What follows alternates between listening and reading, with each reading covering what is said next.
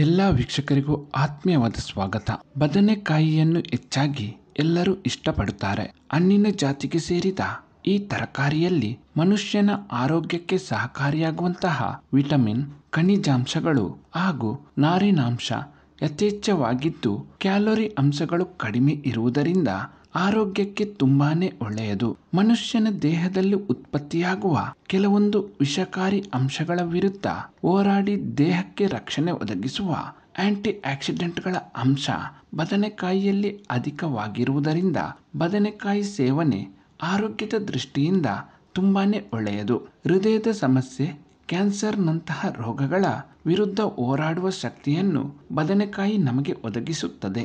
ರಕ್ತದಲ್ಲಿರುವ ಸಕ್ಕರೆಯ ಅಂಶ ನಿಯಂತ್ರಿಸುವ ಗುಣ ಬದನೆಕಾಯಿಯಲ್ಲಿದ್ದು, ಮಧುಮೇಹ ರೋಗವನ್ನು ನಿಯಂತ್ರಣದಲ್ಲಿರಿಸುತ್ತದೆ. ಜೀರ್ಣ ಪ್ರಕ್ರಿಯೆಯನ್ನು ನಿಧಾನಗೊಳಿಸುವ ಶಕ್ತಿ ಬದನೆಕಾಯಿಯಲ್ಲಿರುವ ಕಾರಣ ದೇಹದ ತೂಕವನ್ನು ಸಹ ನಿಯಂತ್ರಣದಲ್ಲಿರಿಸುತ್ತದೆ. ಬದನೆಕಾಯಿಯ ಸೇವನೆ ನಮ್ಮ ಸ್ಮರಣ ಶಕ್ತಿಯನ್ನು ಕೂಡ ಹೆಚ್ಚಿಸುತ್ತದೆ. ಮೂಲವ್ಯಾಧಿ ರೋಗವನ್ನು ಸಹ ನಿಯಂತ್ರಣದಲ್ಲಿರಿಸುವ ಶಕ್ತಿ ಬದನೆಕಾಯಿಯಲ್ಲಿದ್ದು, ಸೋಂಕುಗಳ ವಿರುದ್ಧ ಹೋರಾಡುವ ವಿಟಮಿನ್ ಸಿ ಅಧಿಕ ಪ್ರಮಾಣದಲ್ಲಿದೆ.